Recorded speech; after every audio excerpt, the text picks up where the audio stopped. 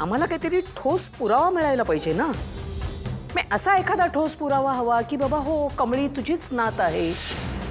कामिनी, मला तुम्हाला कुठलाही पुरावा देण्याची गरज वाटत नाही. अनिकाला ऋषी आवडत असेल, पण ऋषीला अनिका आवडत नाही हे तुम्हालाही चांगलंच माहिती आहे. तुझ्या नादी लागून तिने प्राजक्ताच्या बाबतीत जे काही केलं त्यानंतर आपण कुठल्या तोंडाने अनिकासाठी त्यांना विचारायचं होतं. तुला एक सांगते कामिनी, आता यापुढे तुला जी काही नवीन चाल खेळायची असेल, जे काही नवं कारस्थान करायचं असेल ते खुशाल कर, पण ते यशस्वी होणार नाही हे लक्षात ठेव. म्हणून एक शेवटचा सल्ला देते तुला की तसं काही करण्याचा प्रयत्नच करू नकोस. कमळी आणि ऋषीचा साखरपुडा होणार आणि लग्नही होणार. मी पुन्हा एकदा ठामपणे सांगते, कमळीच माझी मोठी नात आहे, माझ्या राजेंची मोठी मुलगी आहे. माझ्या नातीवर आणि माझ्या मुलावर माझा पूर्ण विश्वास आहे. जा आता, तयार व्हा, पाहुणे येणार आहेत आपल्याकडे. तुझा तुझ्या मुलावर आणि नातीवर पूर्ण विश्वास आहे ना? मग ठीक आहे, आपण एक काम करूया. आपण त्यांचा विषय बंद. आता हा विषय वाढवायचा नाही. राणीची चला चल म्हटलं ना राजा, चल हाताला पट्टी करा, लगेच पट्टी करायची आहे हाताची. चला चला चला चल या.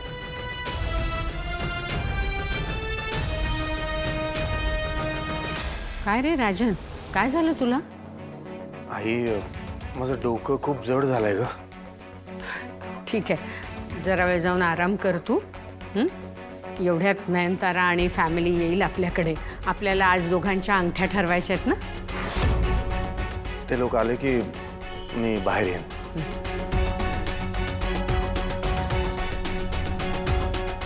कमळीबाई, छान तयार व्हा. निंगी, तिला जरा मदत करा तयार व्हायला. होय, चल.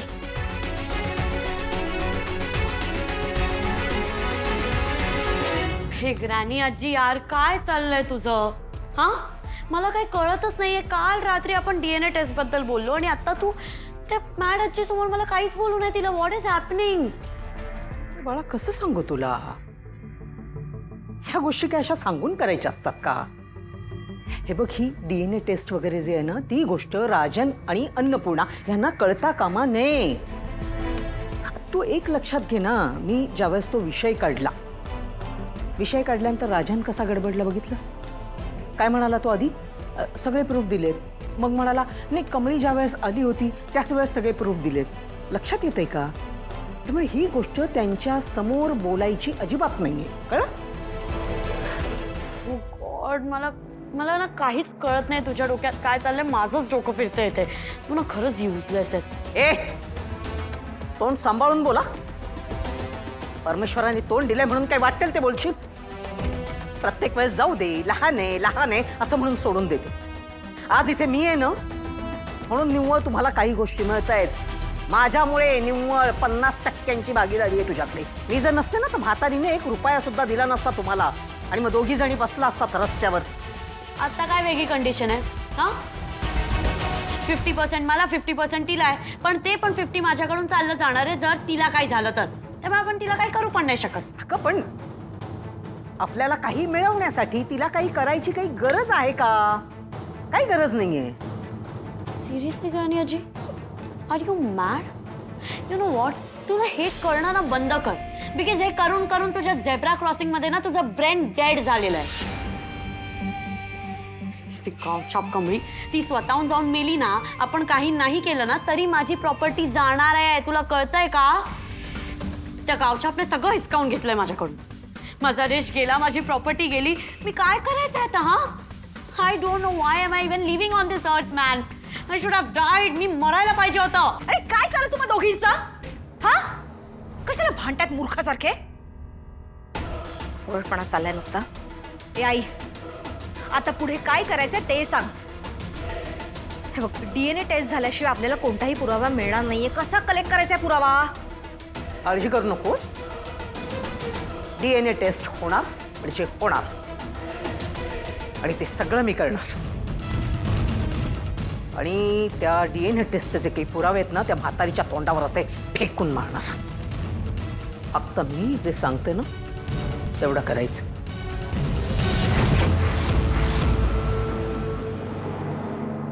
बाई बाई बाई बाई, अगं नयनतारा, काय केवढं काय काय घेऊन आलीस तू? काहीच नाहीये. होणाऱ्या सुनेवरचं प्रेम दिसतंय बरं का. मग कमळीने नशीब काढलंय आमच्या. नाही नाही नाही, नशीब तर काढलेलंच आहे, पण प्रेम आहे प्रेम आमच्या ऋषीचं तुमच्या कमळीवरती. या या बंडोबंद या. ते नवं म्हणत्या, मला एक प्रश्न विचारायचा आहे तुला.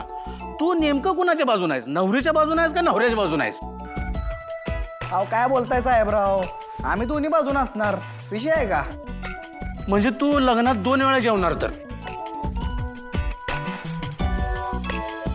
बरं, राजन कुठे आहे? ओके बाई, हो मगाशी जरा डोकं दुखत होतं त्याचं, म्हणून आज जरा झोपलाय. बंड्या, जरा बोलवून आण ना त्याला. हा आजीबाई, ते जरा तुमच्या नातीला बोलवता का? नाही, आमचा नवरदेव जरा खोळंबलाय तिला बघायसाठी. गपके झालं. अरे मग बघ रे, एवढला असतोच रे.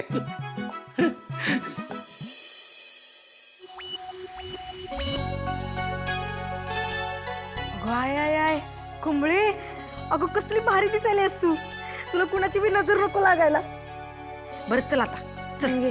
मला अजून बी असं वाटतंय का हे सगळं व्हायलाच नको. मला आजींना जाऊन सगळं खरं खरं सांगायचंय का. अगं वय की वय, गिरणीच्या पट्ट्यासारखी एकच गोष्ट काय सारखी सारखी बडबडायला लागली आहेस ग. आणि कमळे, तुला बी चांगलंच माहित आहे, जे काय होतं ते चांगल्यासाठीच होत असते. अगं खरं पण निंगे, बास, मी आता तुझं काय बी ऐकणार नाही.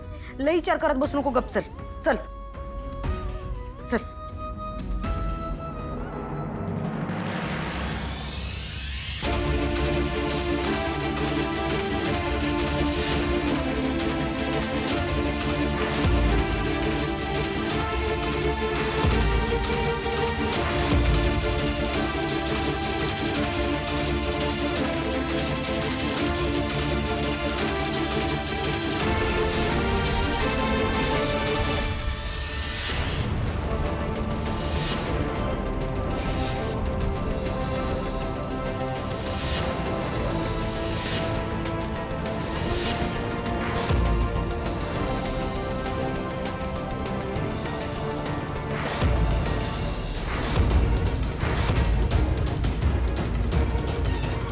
उठू काय ना?